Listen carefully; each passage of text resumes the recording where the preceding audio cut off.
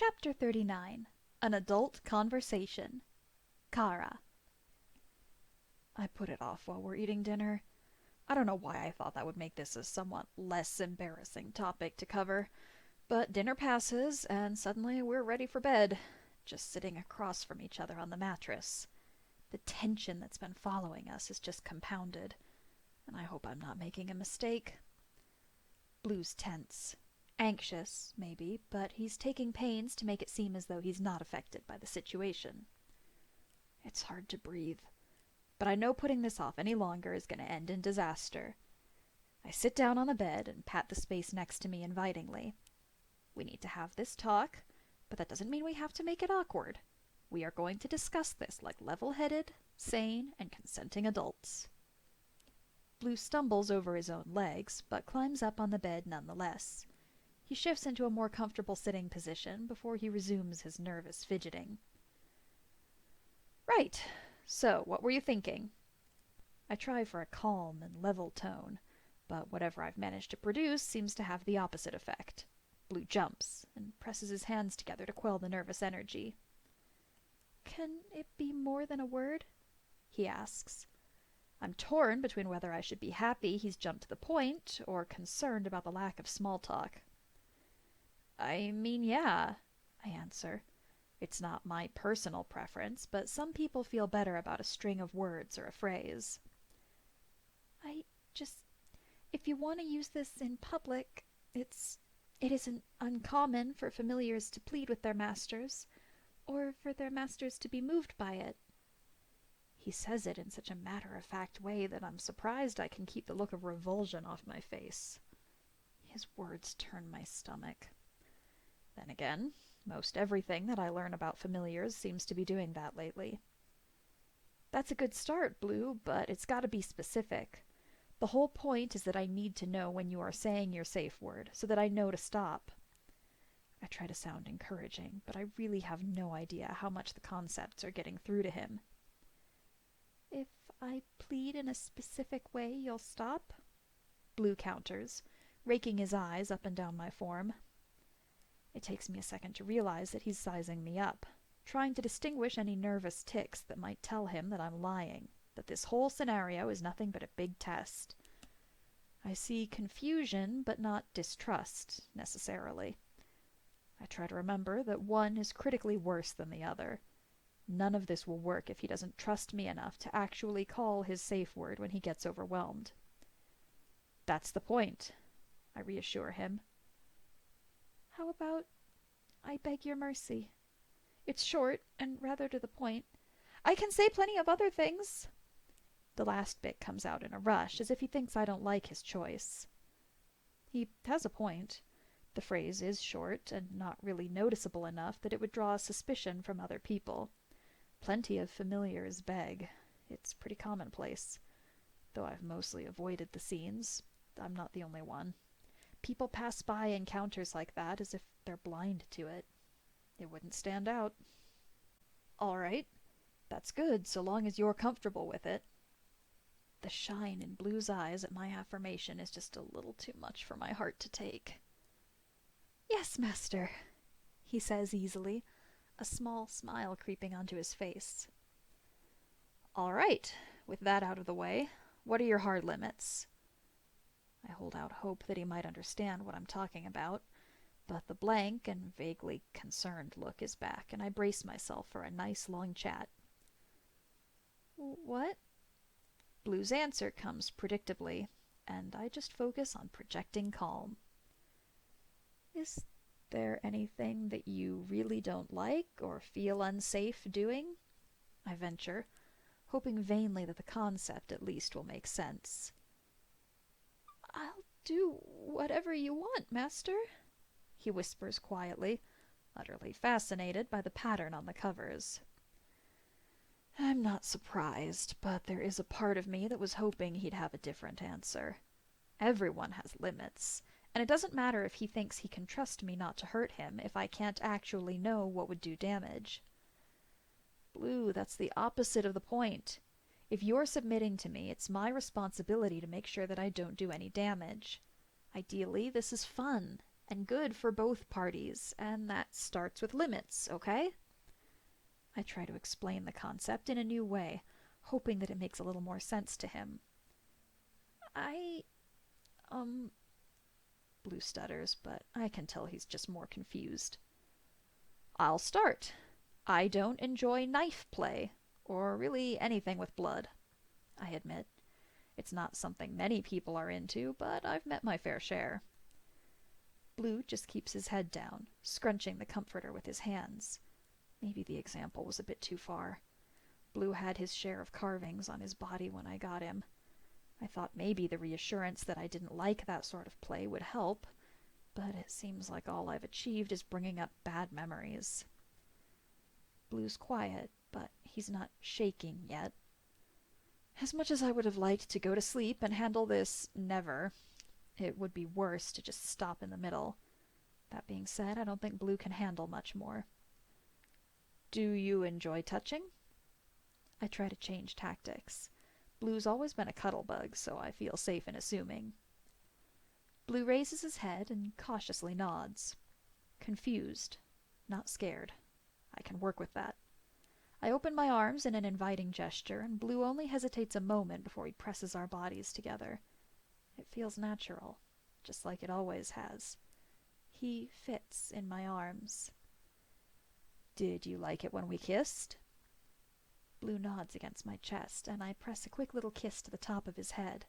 It was an easy one, but I need Blue to get comfortable with talking about this like the consenting adult he should be.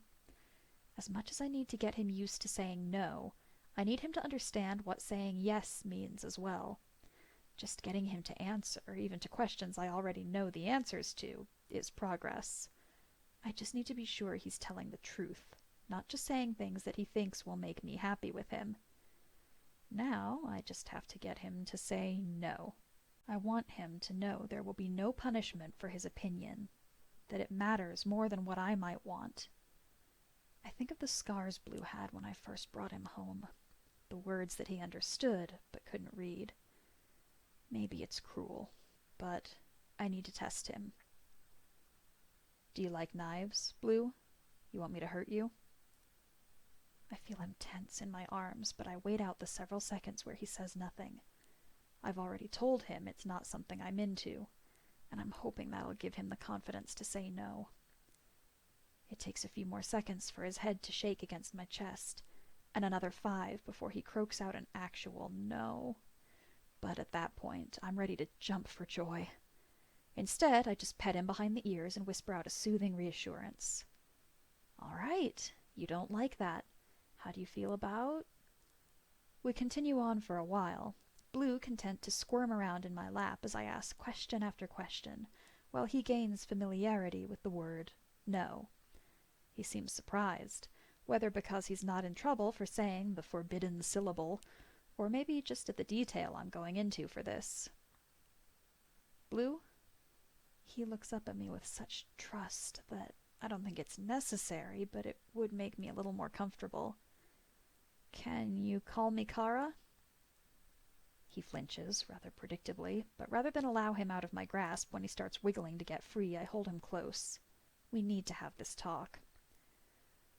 Blue?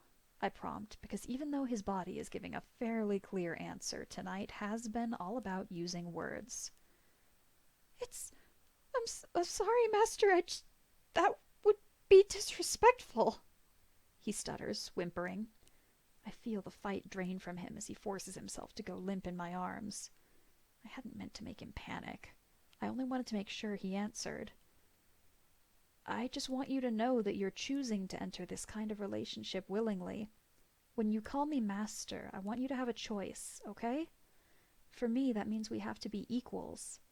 I try to continue, scratching behind his ears and solidly ignoring the sinking feeling that comes with making Blue feel unsafe. Master, I would never presume, he counters, making that unstable feeling worse. You've never been asked to call your master something else? I try to sound nonchalant, as if that were the only goal I had in this. Yes, Blue answers slowly, like he's trying to figure out if there's a trick question that he's missed. It's like that, I answer, hoping that this can be the end of it, and I can tuck that conversation into the long list of conversations I've screwed up, but might try to come back to. No, it isn't. I'm surprised to hear Blue's wary tone push back. Under any other circumstances, I would dismiss this. I'm not getting anywhere with Blue on this topic, and using his owner's real name is obviously something that he's been trained not to do. But Blue's actually disagreed with me. Not the passive, ill-contented silence that makes me try to find out what's wrong. He's used his words and disagreed with me. How's that? I fight unsuccessfully to keep the grin off my face. This might not end in a good place, but I'm too thrilled with Blue's progress at the moment to see any distant consequences. Your name has no honorific. I've been asked to call masters other things, but they all have status signifiers attached to them, Blue explains. His brow is scrunched up like the problem that's been set in front of him is more than he bargained for. You've never had a master dislike his title? I counter. Yes, but they give me something else to call them. Blue pouts, leaning heavily into my chest as though he can make me see his point if he's just close enough.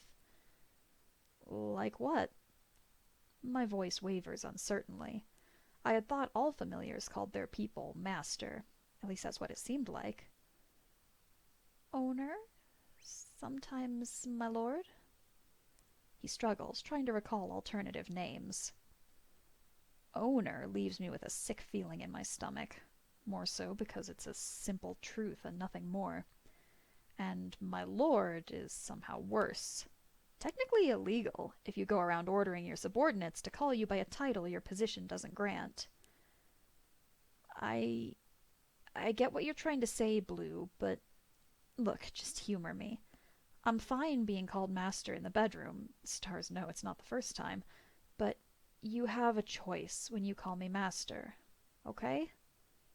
I try to make myself sound sane, but I quite honestly don't know if I've made the situation better or worse.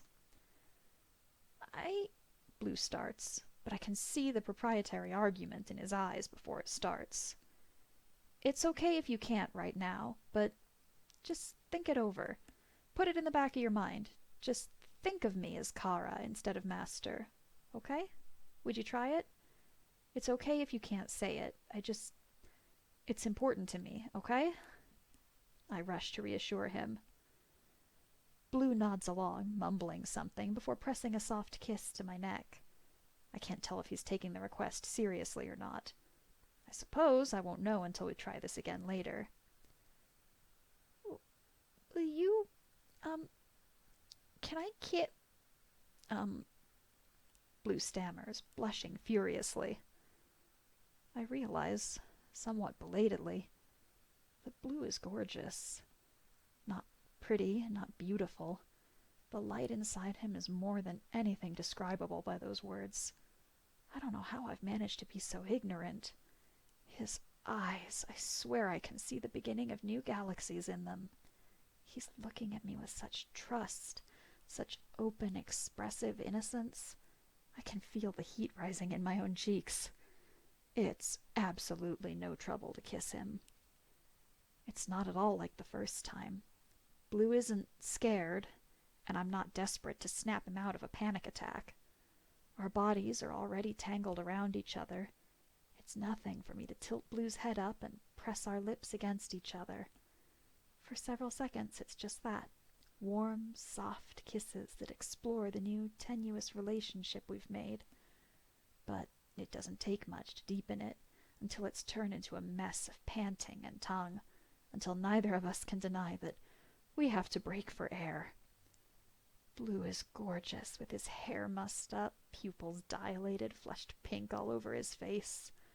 He took initiative rather well, wasn't concerned about where his body was or propriety for a solid minute at least. I wonder if it's because of the talk we had, or if it's just that he feels more comfortable with his body in this context. Either way, those are questions for the morning. Ready to get some sleep? I ask teasingly. I stroke the good spot behind his ears, but Blue stiffens under my hands. I don't have time to voice my confusion before he's speaking. "We aren't having sex?" Blue asks, his ears twitching as though he's trying to pick up on what exactly is going on here. I realize that what we've been doing couldn't be considered chaste exactly, but it wasn't lead up to sex material either. We've kept things pretty clearly above the waist. No bumping or grinding, just a little kissing. Stars, every kid's probably done worse with their partners before they leave secondary. It's not... Then again, to Blue it doesn't look the same. The concept of just a kiss with no sex at the end of the tunnel is probably a foreign concept. "Not tonight." I smile, trying to sound passive and tired. I'm hoping I can just get this little blunder overlooked. "I thought that was the whole point of this!" Blue nearly yells back at me. I feel him shift beside me, more than half hard and seeming genuinely angry. It seems that my hard work to make Blue more comfortable with voicing his opinion and saying no have effectively come back to bite me. There's some briefly entertained instinct in me to flee, something brought on by some combination of the anger in his voice and the lines between his brows. I feel immediately foolish for it. Blue couldn't hurt me. "Blue, if you want to play, that's all right, but we're not having sex tonight." There's something hard in my voice, and I feel it once more and less stable. I don't raise my voice, but I don't back down either. If I've been cast as the master, then I need to play my part and actually take care of us. "Why?" Blue counters, somewhat petulantly. Half the reason I don't raise my voice is so I don't have to deal with Blue thinking he's upset me, but it seems that my tone has gone entirely over his head. "Because we need to be safe, sane, and consenting." I quote dryly from some book about etiquette from too many years ago. I just want this conversation to be over. "I already said I consent," he says defensively, crossing his arms over his chest like he's waiting for the next rebuttal in a debate. "Blue, it's not that. I start, but Blue cuts me off. "I'm not as fragile as you think. I won't shatter from just a touch, I swear." I can hear the desperation in his voice, and when I look closely, I do see too much white in his eyes. He's not angry. He's just scared and frustrated that nothing makes sense to him. "It's not you," I breathe, trying to hold on to the even and self-assured tone that I'd been playing at earlier. "Then why can't we have sex?" He sets his jaw and climbs on top of me until he's settled on my hips. I have to remind myself that sex is transactional to him. It doesn't mean the same thing. It never has. It's a way to stay alive, to stay valuable. It's up to me to show him intimacy from my perspective. Because I am not ready for that.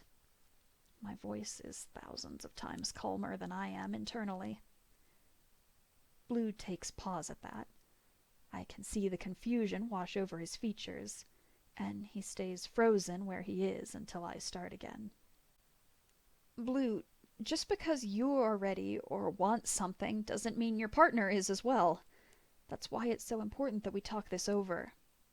I give him a weak smile. For all the lesson is important to learn, I can tell what I've said is uncomfortable for Blue.